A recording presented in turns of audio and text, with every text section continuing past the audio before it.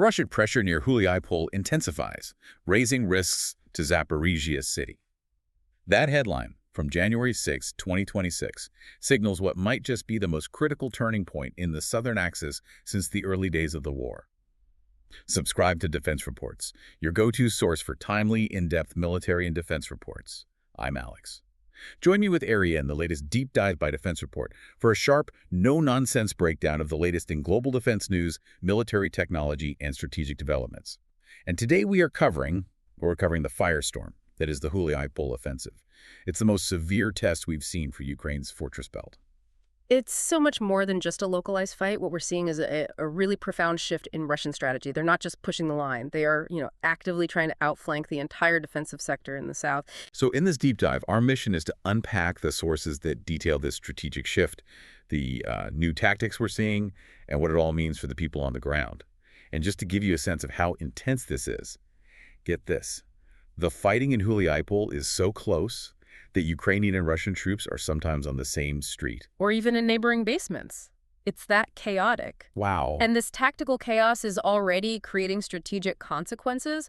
The threat is spreading. Authorities are now preemptively evacuating children from villages on the southern edge of Zaporizhzhia city itself. Okay, that's a huge indicator. Let's start right there.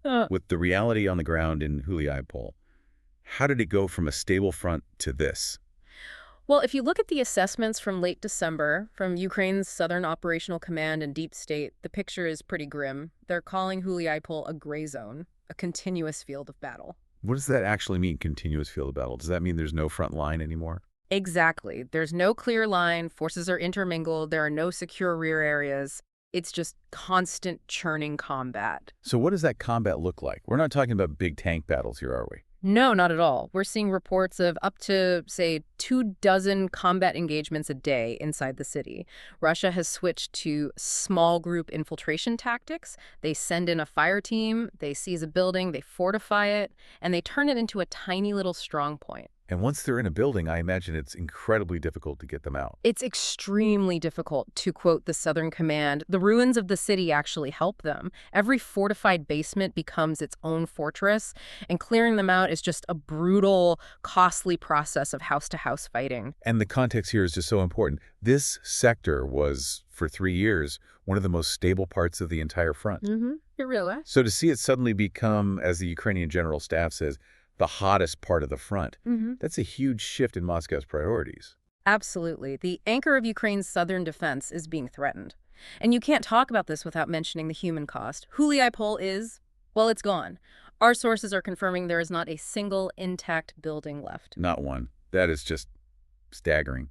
And yet we're hearing that about 150, 160 residents are still there? Yeah, they are. Mostly elderly people living in basements. They've refused evacuation. The reason they give is often that they just want to die at home. And because of that, aid deliveries have stopped? They had to. The risk to the aid workers is just too high. The people who are left are surviving on stockpiles of food and water they already had. It's the grim reality of this kind of attrition warfare.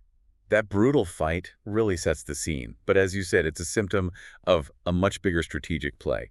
The fortress belt was built to stop a push from the south. So what did Russia do differently this time? They changed the entire operational design. The key is geography. So picture that fortress belt like a wall facing south.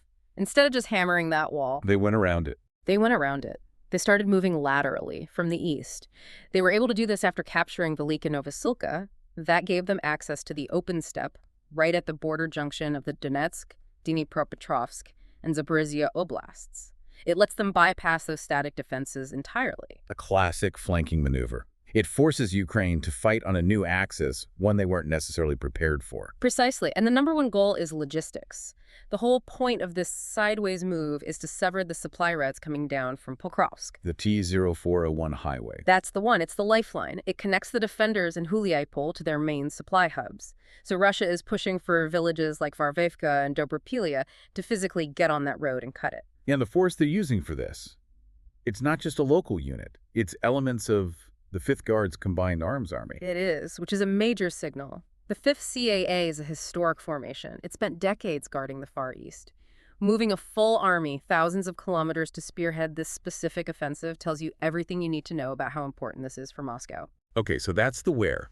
Let's talk about the how. What's in their new playbook, and what tech is giving them an edge? Military sources are outlining a sort of four-pillar campaign design. Oh, First is battlefield air interdiction, or BAI. That's just massed airstrikes on the front line. okay. Second is tactical interdiction of those supply lines we just talked about. Third is the small group infiltration. And fourth, massed assaults by those small groups to exploit any weakness. The second pillar, tactical interdiction, seems to be where the technology comes in. The sources say that key T0401 highway is now almost unusable. Why? This is the real game changer. They're using fiber-optic UAVs. Fiber optic. So they're on a wire, like a tether. Exactly. They're not controlled by radio frequency. There's a physical fiber-optic cable that spools out behind them. And the big development here is the range. They've reportedly extended that tether from 7 kilometers to 20 kilometers. 20 kilometers, that's a massive range. What does that mean for Ukrainian defenses? It means their main countermeasure, electronic warfare, is useless. Because there's no signal to jam. Right. EW is designed to jam radio signals. But if the control signal is traveling down a physical cable, you can't jam it. They can fly these drones with total impunity over that highway and hit anything that moves. It's paralyzing the supply artery. And at the same time, they're using that battlefield air interdiction. Those CAIDs, the guided aerial bombs. Up to 20 airstrikes a day, just in the Huliaipole sector. These things are designed to just obliterate fortified positions. The numbers are just hard to comprehend. On January 4th alone, the General Staff reported 229 combat clashes total. And 65 of those were on the Huliaipole front alone, more than a quarter of the entire front's action. And get this number. Front-wide, over 5,000 kamikaze drones were used in one 24-hour period. 5,000 in a day. It's not just attrition anymore. It's an attempt to overwhelm and completely dismantle the forward defense with sheer volume. And we're seeing this pressure cause real failures. In late December, the headquarters of the Ukrainian 102nd Territorial Defense Brigade was captured. And reportedly abandoned so quickly that sensitive equipment wasn't destroyed. That just shows the speed and ferocity of this push. It does. It underscores how severe this is. When the enemy combines a flanking move, EW-resistant drones, and this level of firepower, you just can't afford a single mistake. Which brings us to the big so what? The direct threat to Zaporizhzhia city. If Huliaipole falls, what's the consensus from military analysts? It's grave. The consensus is that if Huliaipole is lost, the security situation for the entire region worsens significantly. This flanking maneuver is designed to just compress the entire defense. And the next logical step would be Orikov. That's the most likely path. And a push to Orikov dramatically shortens the distance to Zaporizhzhia city itself. If they take those positions, they can put the regional capital under what they call tighter fire control. And for the people living there, the 700,000 pre-war residents, tighter fire control means what exactly? It means barrel and rocket artillery. Not just missile strikes, but constant, unpredictable artillery fire across large parts of the city every day. It would make normal life an even greater ordeal. The goal is to make the city impossible to live in, to paralyze it. And we're already seeing the authorities react to this threat.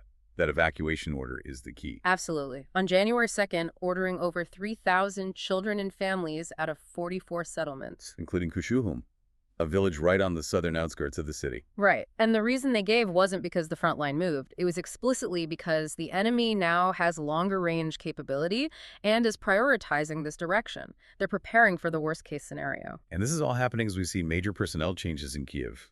Lieutenant General Budanov moving to the president's office, Mikhailo Fedorov being proposed as the new defense minister. It shows the urgency. It's a clear signal from the leadership that the situation has become so serious that it requires a totally new, tech-focused, decisive response. So, to pull this all together, the fight has truly shifted to the southern plains.